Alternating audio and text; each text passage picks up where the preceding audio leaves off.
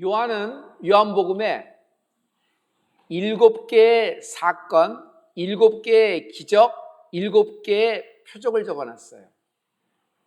그에게 모든 그것만 있었을까요? 예수님은 수많은 표적을 일으키고 수많은 기사를 행하셨습니다. 그러나 선별하여 요한은 7개의 표적을 정리해 요한복음을 기록했는데요. 저는 이것이 하나님의 셀렉션이라고 생각합니다. 왜냐하면 하나의 표적에는 우리에게 주시는 하나님의 강력한 메시지가 있는 겁니다. 그냥 한 수 배웠고 모르는 것 잠깐 깨우쳤다, 이 정도가 아닙니다. 이 표적 안에 길이 있는 것입니다. 오늘 예배 가운데 여러분에게 길이 나기 시작할 것입니다. 여러분, 오늘 하나님이 우리하고 공감하시는 분이십니다. 여러분이 자녀를 키울 때 자녀와 공감하셔야 됩니다. 아, 그랬니? 아, 친구가 그렇게 얘기했을 때 너 마음이 아팠겠구나. 사건 기승전결을 알기 전에 그 아이의 감정 상태, 인간은 느낌이 있잖아요. 아, 너 그때 참 부끄럽겠구나. 아, 너 너무 즐거웠겠는데, 너 행복하겠는데, 야, 네 얘기 들으니까 나도 좋구나 하면서 이 공감의 능력이 아이의 성장일 때 마음이 부자인 아이로 키워준다는 얘기예요. 오늘 성경의 아버지의 이야기입니다. 이 아버지는요, 독특한 아버지예요. 첫째는 직업이 왕의 신하, 고위 공직자였는데 다 가졌습니다. 그런데 아들이 있는데 아들이 지금 죽어가는 겁니다.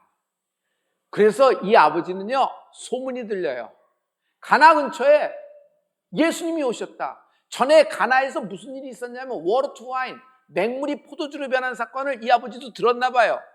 그러면 예수님께 가면 내 아이를 고칠 수 있을 것이다 라는 생각이 들었어요. 그래서 직접 올라가서 예수님께 사정을 하기 시작합니다.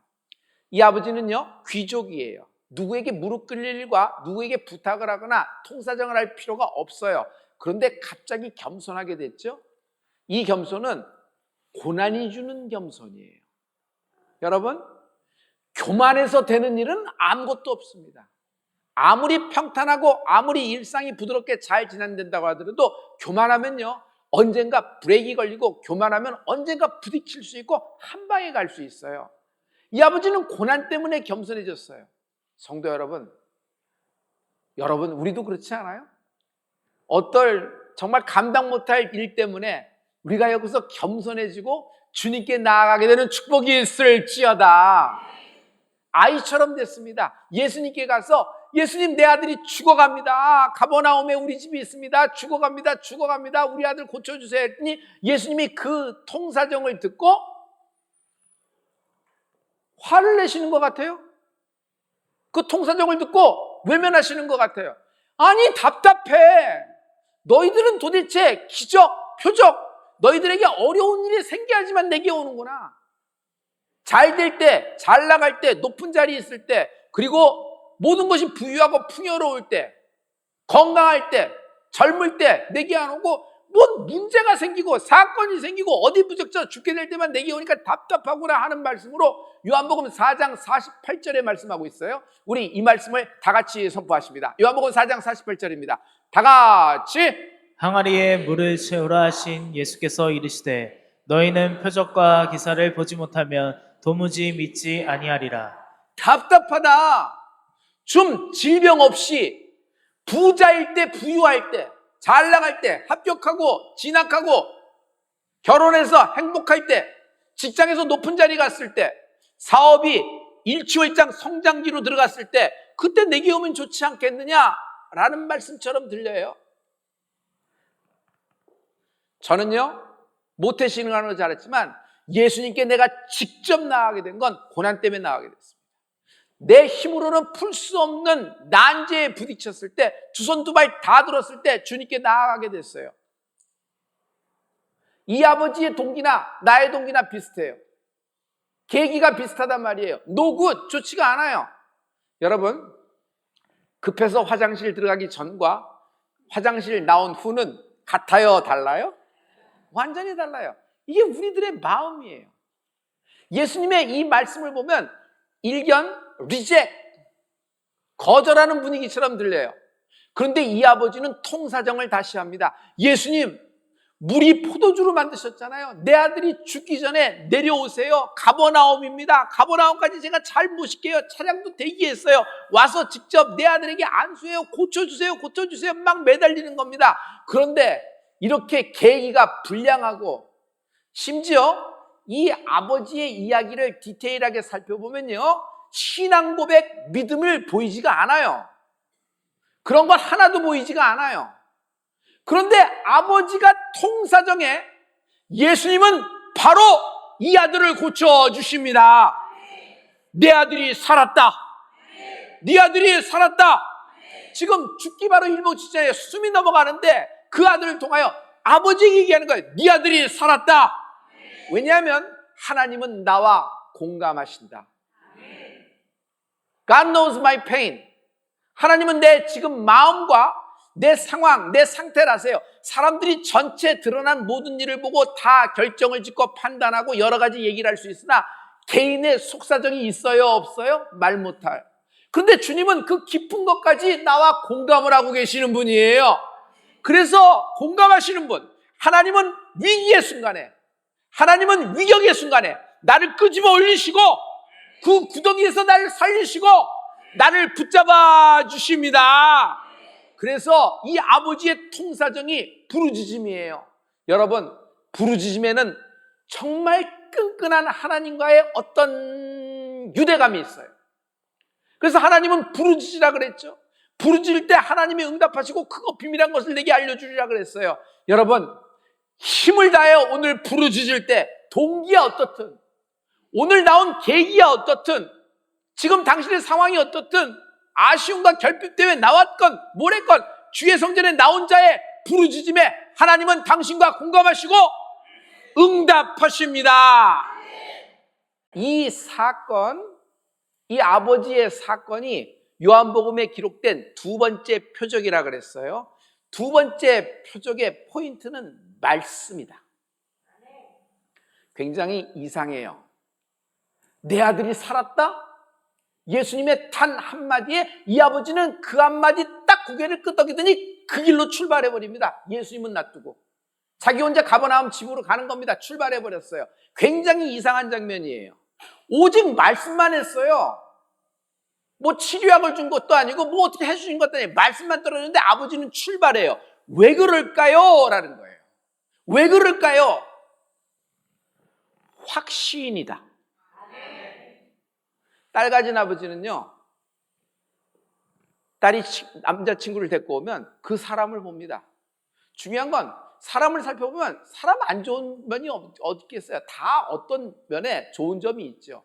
그러나 저는요, 확신이 들어야 딸을 줄 수 있을 거라고 생각합니다. 내가 확신이 들어야 돼요. 딸도 사람이 좋죠. 데이트할 때 뭐 찡한 느낌도 없고 로맨스도 있죠. 그러나 어떤 확신이 있어야지 자기가 신부가 되지 않겠어요? 아버지 입장에서는 더한 거예요. 저는요, 내 딸을 평생 먹여 살릴 놈인지 아니면 내 딸이 먹여 살려야 되는 놈인지 저는 이거를 봐요. 그래서 그거 확신이 들면 결혼이 되는 거예요. 구약의 정탐꾼 12명 12명이요 대표 선수예요. 각 지파에서 한 명씩 뽑았으니 믿음이 얼마나 대단할 겁니다. 그래서 적진에 몰래 숨어 들어간 12명입니다. 그런데 10명은 엉뚱한 소리랍니다. 왜 그럴까요? 마음이 흔들흔들, 어디 정함이 없어요. 확신이 없는 거예요.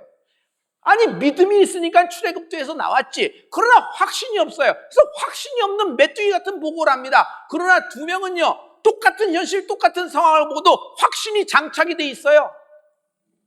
확신이 가득 차 있어요. 저들은 우리의 밥이다. 들어가면 됩니다. 라는 보고라는 것이에요. 여러분, 확신이 있을지어다. 확신은요, 크레딧이에요. 어떤 사람에 대한 크레딧이 있죠? 비즈니스, 크레딧의 세계입니다. 뭐 거래가 벌써 10년이 넘어서 20년 가까이 됐습니다. 저쪽에서 위급합니다. 빨리 좀 해주십시오. 그럼 빨리 일단 보내려고 합니다. 대금은 지금 먼저 보내세요. 걱정하지 마십시오. 나중에 보내세요 하고 먼저 물품부터 딱 끼워서 시핑해서 보냅니다. 급하면 비행기에 태워서 카르고로 보내기도 합니다. 그러면 그쪽에서 신용이 있기 때문에, 크레딧이 있기 때문에 다 때에 맞춰서 딱딱 올 것을 알고 있어요. 이것이 크레딧의 세계예요. 하지만 신용이 없다, 크레딧이 없다. 그러면 그렇게 될까요? 절차대로 하려고 그렇게 하겠죠. 기간을 늦추고 그 타이밍을 보겠죠. 하나님과의 관계에도 여러분 크레딧이 있다고 생각해요. 하나님은 나를 믿어주십니다. 하나님이 나에 대한 확신을 갖고 계세요. 오죽 하나님이 우리에 대한 확신이 있으시면 예수님이 직접 성육신하셔서 날 위하여 십자가에 돌아가시고 그의 보혈로 나를 구원하셨다. 자, 주님은 구원을 이루셨어요. What about you? 여러분은 구원의 확신이 있으십니까? 여러분은 구원의 확신이 있으십니까? 십자가가 날 위하여 주님이 돌아가신 사건임을 믿습니까? 이것이 십자가의 확신이에요. 예수님은 부활하셨습니다. 예수님의 부활을 믿으십니까? 예수의 부활이 나의 부활이 되는 축복이 있을지어다. 이것이 이 신앙의 세계라는 것이에요. 확신이 있을지어다. 확신이 있을지어다. 불안하고 두렵습니다. 왜 그럴까요? 확신이 없어요. 확신이 없으면 불안한 겁니다. 왜 두려워요? 확신이 없기 때문에. 확신이 있어요? 확정된다. 확신이 있을 때 확정된다. 여러분, 확신이라 그러니까 그냥 성향이 그래서 그냥 난 모르겠다, 그냥 위험을 감수한다, 리스크 테이커다, 그래서 난 믿는다. 여러분, 이건 신념이에요. 자기 마음이 동해서 움직이는 신념일 뿐이에요. 자기 의지에. 물론 의지가 계기가 되는 건 사실입니다. 그러나 의지는 여러분 방향 키예요. 핸들이란 말이에요. 그 의지가 어떻게 핸들이 돼야 되냐면요, 내 마음 앞에 확신이 드는 것이 아니라 하나님이 오늘 주시는 말씀 앞에 확신이 나오는 애가 있을지어다. 오늘 주신 말씀에 확신이 들어야 돼요. 네가 살리라, 네 아들이 살리라. 이 아버지는 확신이 들었어요. 그래서 그냥 아들을 찾아 출발을 하는 것입니다. 여러분, 확신할 때 확정된다. 믿음도 마찬가지예요. 우리의 믿음은 똑같아요. 겨자씨예요. 겨자씨. 믿음이 크다 적다 하는데 사람이 사람의 믿음의 크기를 재거나 측량할 수 있을까요? 그저 조금 느끼거나 엿볼 뿐이라고 생각돼요. 그러니까 겨자씨예요. 오늘 예배에 참석한 여러분, 우리가 하나님에 대한 그런 겨자씨만한 믿음은 누구나 있는 겁니다. 오늘 지인의 손에 이끌려 친구 따라 강남도 가는데 죽은 사람 소원도 들어준다는데 내가 못 가겠어. 오늘 하루 1시간만 눈 딱 감고 그냥 갔다 오면 되겠지 하고 오셨던 분이라도 괜찮아요. 당신도 어쨌건 자기 발로 온 거예요. 당신에게도 하나님을 향한 겨자씨가 있어요. 할렐루야. 그런데 중요한 것은 이 겨자씨에 뭐가 차야 되냐면 확신이 세워지는 은혜가 있을지어다. 확신은 굉장히 중요한 거예요. 확신이 있을 때 말씀이 실상이 될 수 있어요. 여러분, 전도 누가 해요? 뜨거운 사람이 합니다. 뜨거운 사람의 특징이 뭐예요? 확신이 있다. 아무도 안 들어도 하나님이 보고 계실 것이다. 누군가가 나를 기다리고 있다. 리더십도 확신이에요. 리더십은 저는 이렇게 표현합니다. 가본 데까지 리드할 수 있는 거예요. 너 가봤어? 나 안 가봤는데. 아니 이봐 친구야, 너도 안 갔는데 날 보고 내가 친구라서 널 따라갈 수 있어서 위험을 감수했지만 나도 처자식이 있는데 처자식을 데리고 어떻게 이걸 출발을 해? 이걸 이해해줘야지. 모세는 애굽을 알아요? 모세는 광야를 알아요. 그래서 거기까지 인도가 되는 거예요. 하지만 요단강 넘어 가나안 땅은 여호수아가 알아요. 정탐꾼으로 확신에 쳐서 갔다 왔잖아요. 확신에 찬 보고가 들었잖아요. 그래서 그가 지도자가 되는 겁니다.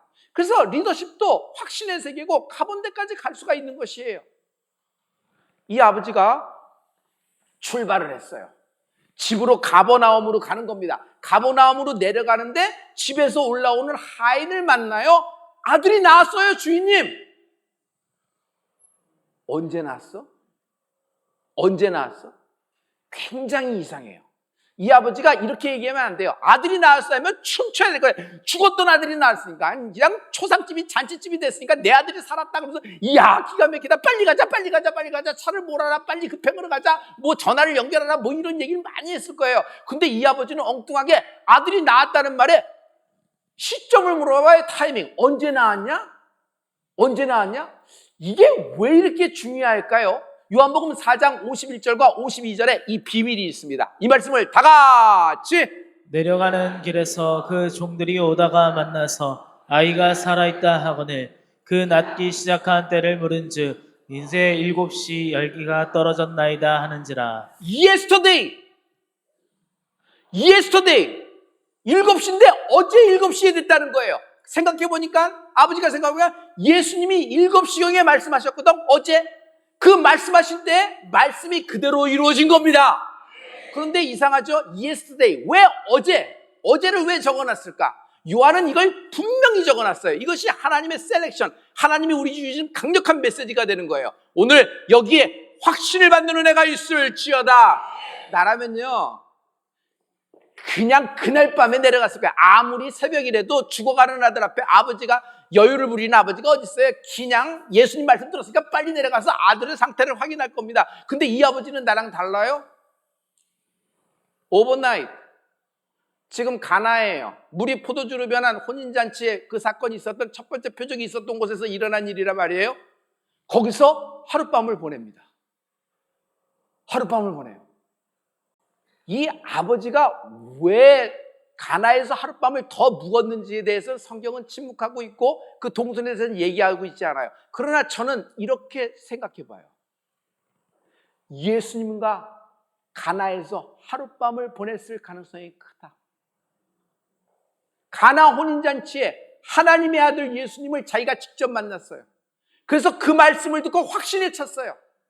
내가 안 가도 아들은 살아났어.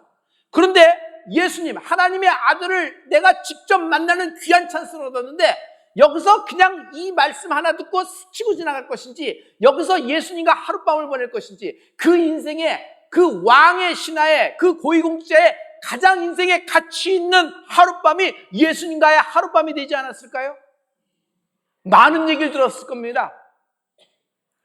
가나의 혼인잔치에 어떤 비밀이 있었는지 주님이 이것을 표적으로 얘기하실 텐데 이것에 대해서 주님이 프라이빗하게 그 아버지에게 많은 얘기를 이렇게 얘기해 주지 않을까요?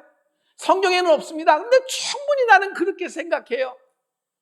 집에 도착해 보니 그 다음날 집에 도착했습니다. 여유 있게 아니나 다를까 어제래매 내 말이 맞지. 걱정할 거 없어. 내 아들은 하나님의 축복이 있는 아들이야. 하나님이 우리 집안을 이렇게 붙잡고 계셔. 우리는 어려울 때 언제나 예수님께 가면 돼. 예수님은 하나님의 아들이시여. 예수님은 나를 건지시는 분이시다. 예수님은 날 살리시는 분이시다. 여러분에게 확신이 임하는 은혜가 있을지어다. 확신할 때 확정이 되는 것입니다. 믿음은 있어요. 그러나 확신이 있어야 돼요. 확신. 일에 대한 확신. 이 벌어지는 상황 가운데 하나님이 나를 지키고 계신다는 확신.